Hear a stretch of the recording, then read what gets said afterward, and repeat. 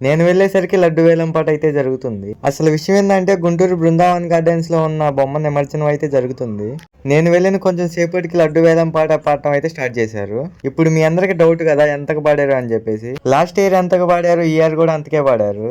ఇంతకీ ఎంతకు పాడారు అని అడుగుతారా? 4 lakhs కి అయితే పాడారు. ఇంకా లడ్డు వేలం పాట అయిపోయిన తర్వాత బాంబులు అయితే పేల్చారు.